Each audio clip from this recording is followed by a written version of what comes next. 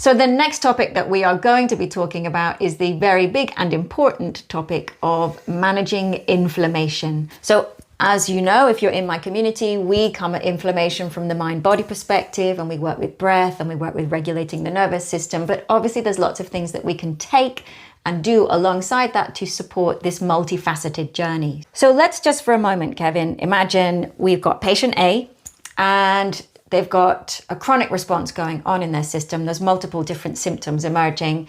Obviously, they're going to go to the doctor. What's the doctor going to do with them? It really depends on the symptoms that are portraying, because I think if you say chronic inflammation, then what does that mean? It's so wide. What does it mean? Where's it going? So it's probably worth taking a bit of a step back and saying what is chronic inflammation. Great. Before we kind of dive into the detail. So I always explain inflammation like a waterfall cascade. So it starts out this top, this kind of narrow stream, if you like, and then it opens out. And this cascade that at the bottom of the waterfall produces all these kind of inflammatory compounds, if you like. Things like leukotrienes and cytokines. You'll hear all these. The cytokine storm. Yeah, prostaglandins. Right, yeah. And they're really there to kind of help protect the body. And in a short-term inflammation process, it's very healthy. You need that. That is the immune response, right? It's immune response. Yeah. The issue is when it then starts to be at a certain level continuously, then you'll start to get symptoms, and it might be skin, it might be digestive system, because the digestive system is very prone to inflammation because it's very thin. Now, it's one cell thick, so very sensitive. If you think about your skin, it's got a tough layer on top, but actually if it was just the dermis there, it would be very sensitive. You'd be a lot more careful about the skincare that you would use. And so these inflammatory mediators that at the bottom of the cascade can then start causing havoc because they then start interacting.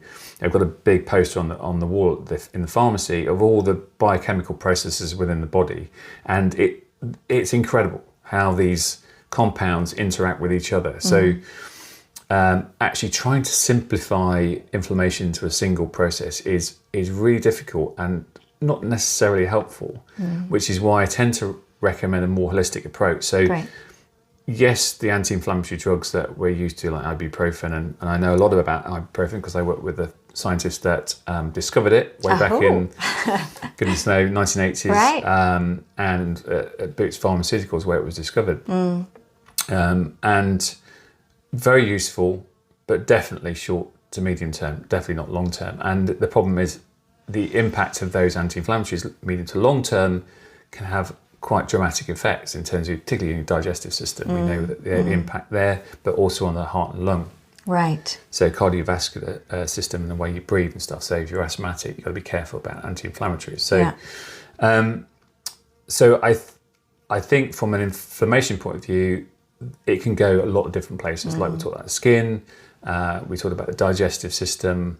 We know there's sort of other risk factors that are creating from a cardiovascular point of view. So we're trying to, I think the doctors are generally trying to steer away from that, or controlling and limiting their use. But obviously over the counter, you'll find ibuprofen, there's Voltarol, gel and what have you. Again, you know, internally you could take them. So I think short to medium, absolutely. But actually the advantage of nature here, so I'm talking specifically things like turmeric, curcuminoids. Right.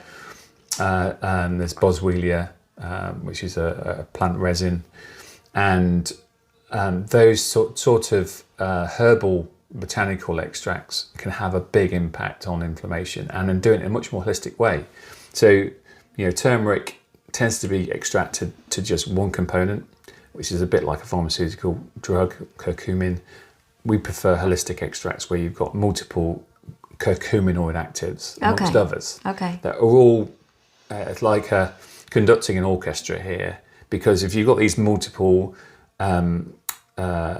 inflammatory mediators at the bottom of the cascade, you want to be playing with all of them and adjusting them. And the body's very good at taking their extracts from things like turmeric when it's at the right strength.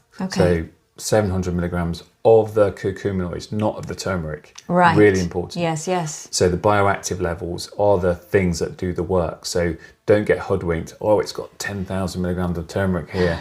It's got, I've seen loads of claims on the net, on Amazon, whatever it is. Forget about that. It's the curcuminoid actives, the level of curcuminoids, 700 milligram minimum. Okay. For it to be an effective anti-inflammatory dose.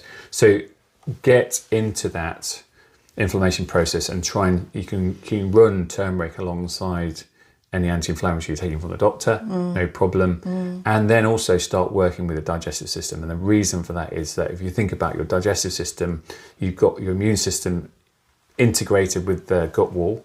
Yeah. And the gut wall's one cell thick, very sensitive, and it's interacting with enzymes, bacteria, viruses, good, bad, ugly, and particularly if you've had an antibiotic, so you can often track back issues that have snowballed following antibiotic use. Yes. And inflammation is one of those things. Yeah. So working with a broad spectrum probiotic, prebiotics, slippery elm, love slippery elm. Right. Most underutilized herb on the planet, right? Amongst, there are others, but tell us why we should be taking slippery elm. Slippery elm is a mucilage from a we look at it, very, very fine powder, and then if you just put a little bit of powder on your hand and then mix it with water, it starts to get a little bit gelatinous. Okay. So it's a bit like chia seeds. If you use chia seeds again, they turn into tadpoles. Tadpoles. Love tadpoles.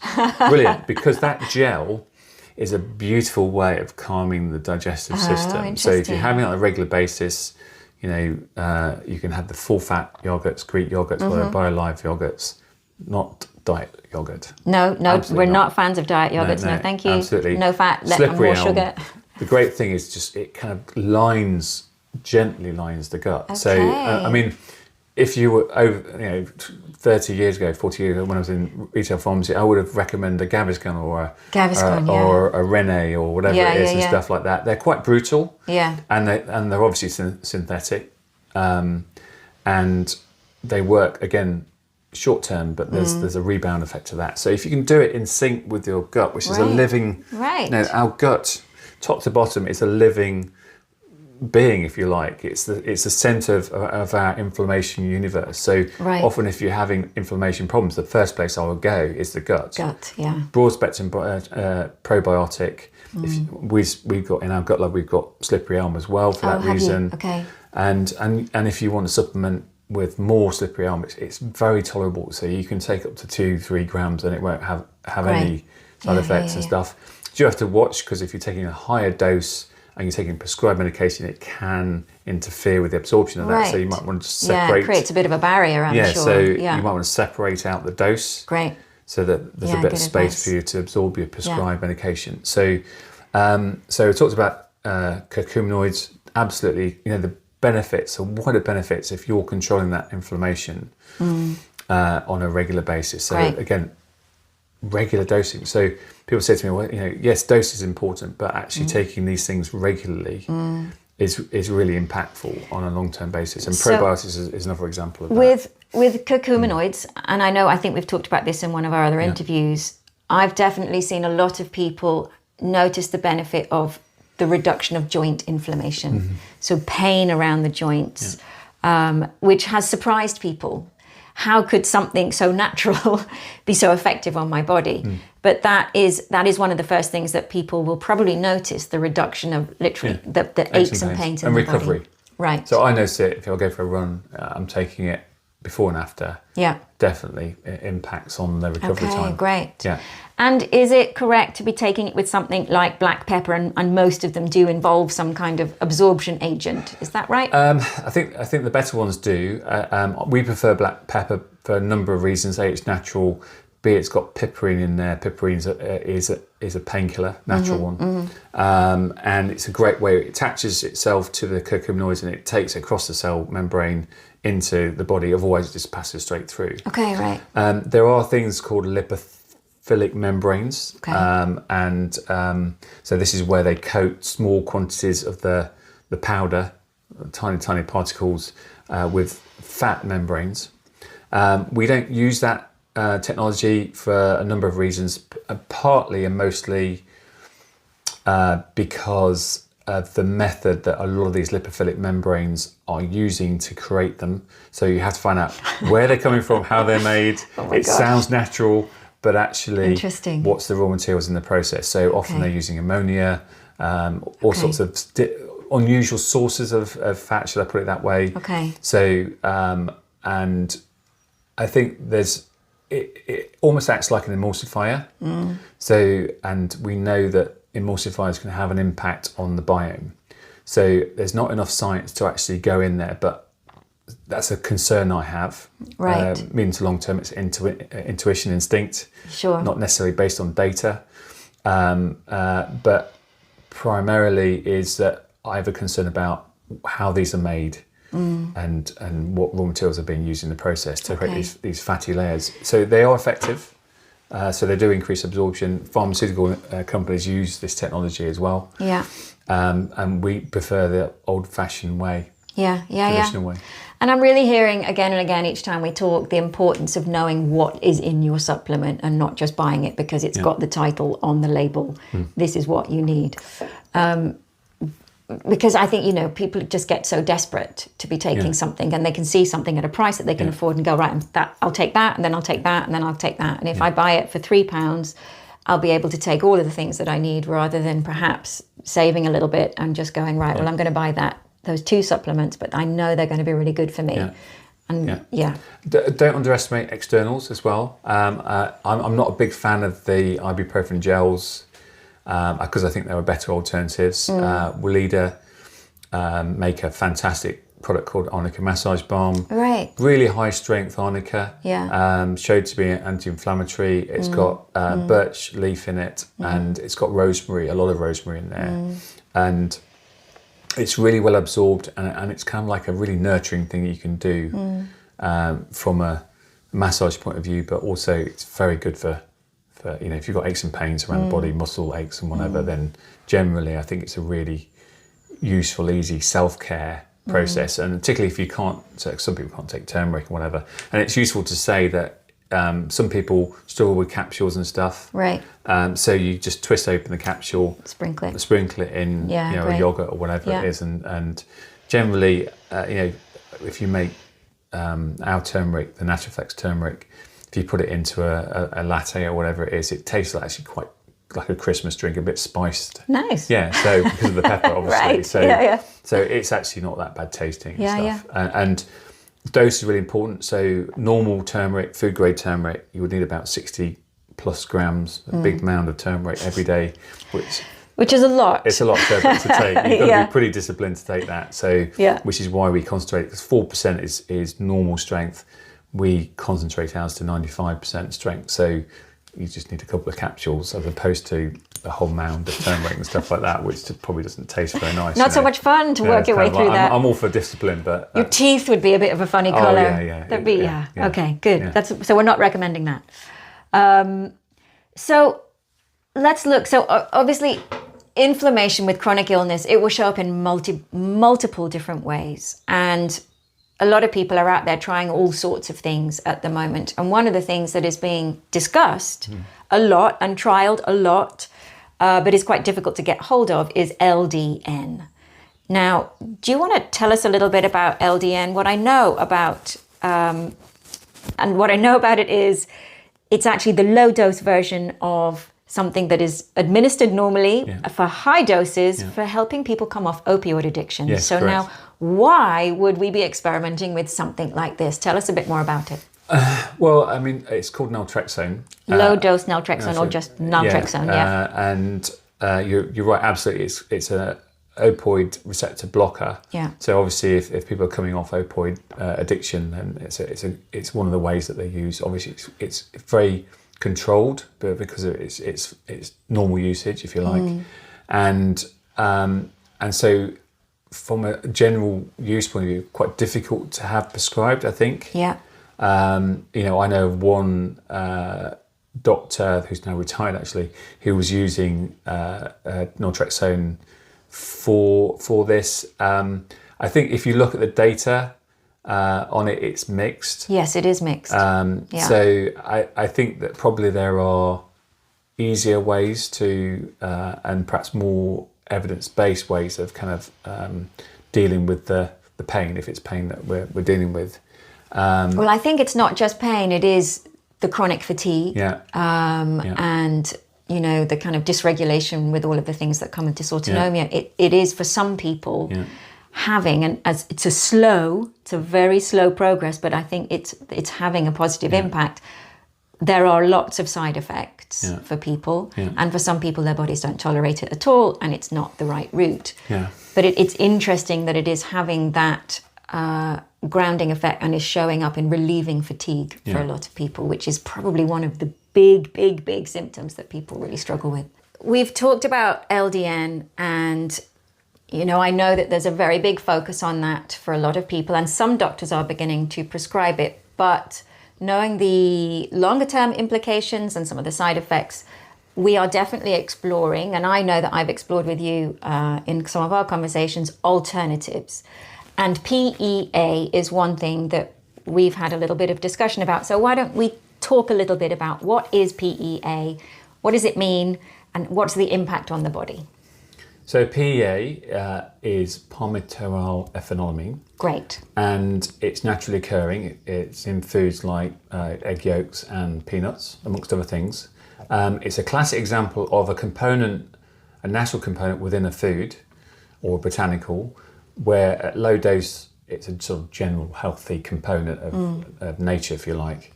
But at a higher dose, it behaves like a pharmaceutical drug without the side effect profile because it's natural. Okay. So it's from my perspective, I was going to compare PEA to low dose naltrexone. Better risk benefit profile. Naltrexone has risks associated with it. Much more easily accessed.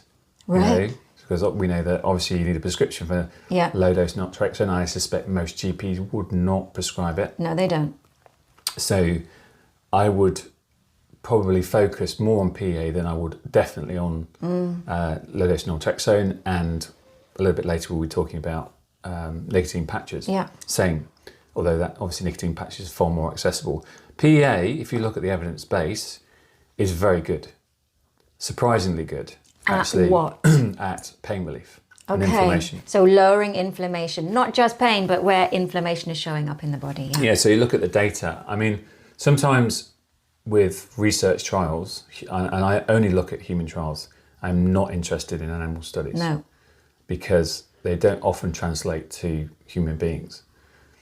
And animal trials are used because, slightly digression, because the licensing system in the world relies on toxicity data, which requires animal testing. Right. So you wouldn't get a drug license without going through animal testing, which is why you see so much of it. Gosh, okay. So slight aside to that. But if you look at the human data for PEA, actually it's very good. Surprisingly so, actually, because it's relatively newcomer to the scene, if you like. And if I was going to choose one between the three, I would definitely go for PEA. I would start at the lowest possible dose. You know, there's a bit of variation there in terms of the trial data, you know, 600-700 milligrams, sometimes 800 milligrams. So trying to relate the dose to the clinical information, really important. I think, again, because this is synthetic PEA, most supplements are synthetic PEA, difficult to extract at the level that you need from the food, where it comes from, how it's made, what the solvent residue in there, all the ask usuals. the questions. So we as the Naked Pharmacy has not reviewed suppliers of PEA, but if we were asked to review a supplement by, you know, somebody emailing or calling and whatever, we would do that for you. Yeah, great. We don't sell it on our site at the moment, but maybe we should. Right. Well, I think you're probably going to get a whole bunch of people calling you. Asking about PEA. And asking about it. And again, it's, you know, start low, build up. Yeah. Make sure you've got a good supplier. Make sure you're asking the right questions. And make sure it's not coming from a chemical factory that don't really care about food use and or pharmaceutical standards for that matter. And test it out and mark your symptoms, 0 out of 10. Yes, right. Have I got significant improvement within 2 to 4 weeks? Yeah. If it has, then lowest possible dose for your symptoms. And if your symptoms stop, then stop taking it. Yeah. And see what happens. And see what happens. Yeah, if it comes back, might come back a month later, then start. Yeah. So each time, and I think this is a general rule for supplements, if you're treating symptoms, yes, you can have a break if your symptoms stop and you've had consistent health for a while. But it's okay if those, you might have 6 weeks, whatever, and then the symptoms come back for whatever reason, then fine. Redose. Just take it again. Take it again. Yeah. So just look at it like a dial. That the body has this dial that goes from, it suddenly flips to a different state from health to unhealth, and you can teach the body to flick back into that system, that process, but it has to learn that that's a state of normality. Right, that it can hold that homeostasis by itself. Yeah, this is the norm. This is, at the moment, it's tipped into unhealth, whether that's pain or whatever symptom you've got. It's stuck, the dial's stuck in unhealthy, and it sort of thinks that that's the norm. Right. That's my stasis point, right? So I want to kind of maintain this because that's normal, even though it's bloody uncomfortable. It's horrible. So let's flip it, let's teach it to flip back and get into that state and stay there. Yeah. So going back, having a period of time, making sure it's improving your symptoms, have the break, yes, if you're symptom free, but if you need to go back on it, then go back on it. Yeah. So definitely PEA any time over naltrexone. Interesting. For those reasons, and for different reasons, definitely PEA over nicotine patches. So let's just talk for a moment about nicotine patches. Because I think this has been talked about for a couple of years in the kind of long COVID recovery community.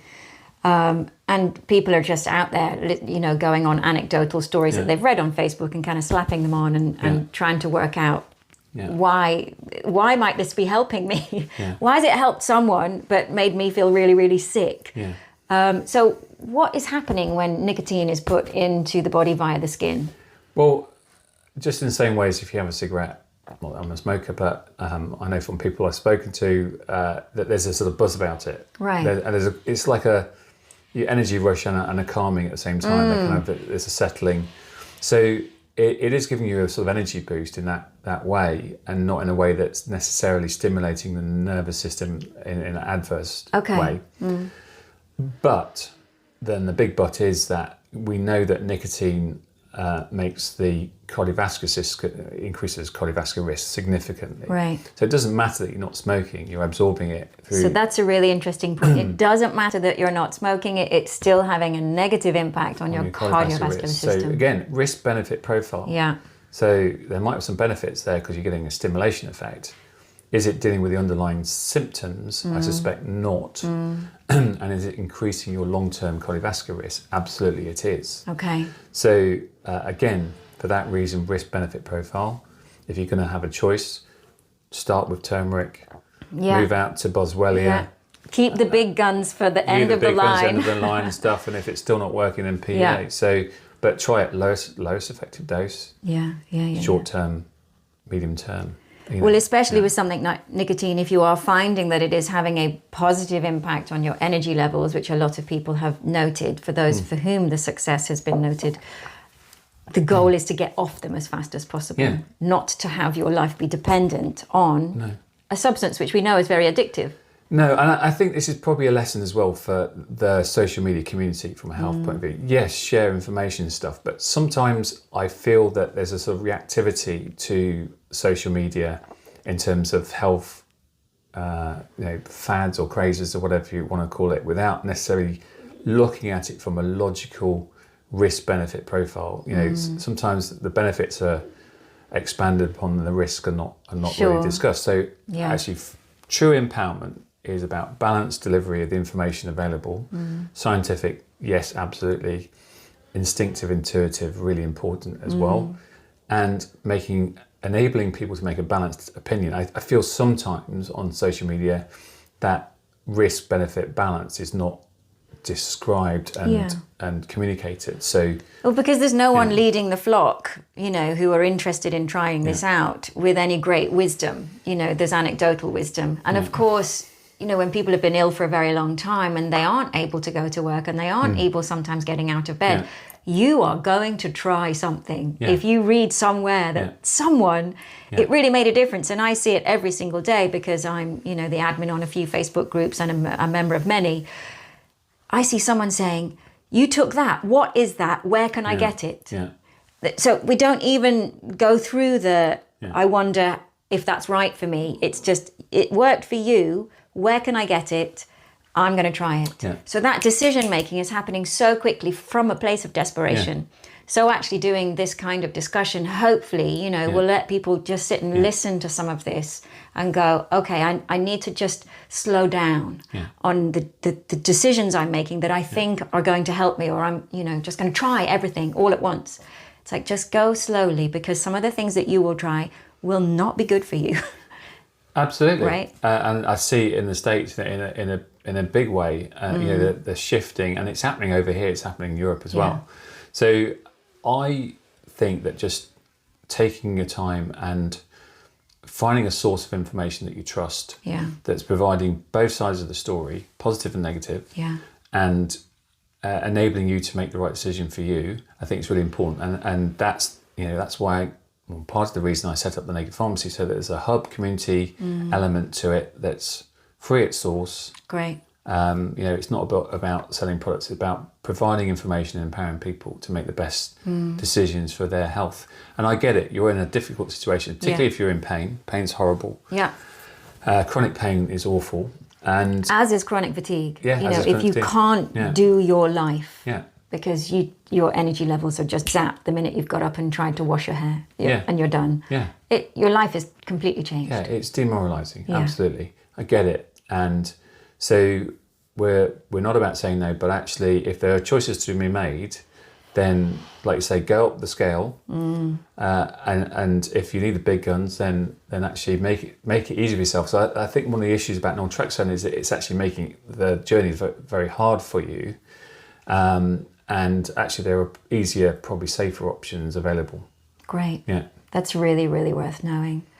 So we have covered in this piece, LDN, we've covered PEA, we've covered nicotine patches, we've also covered curcumin, and general kind of the whole concept of what is inflammation and why it's so important for us to just work out what's right for us as slowly as possible, because I find that even the act of panicking about got to be doing something is kind of adding to the bonfire anyway. So taking our time, finding the information that's going to work, knowing the pros and cons before you spend a lot of money, making the healthy decisions for you and your body, and paying attention to how your body deals with some of this stuff.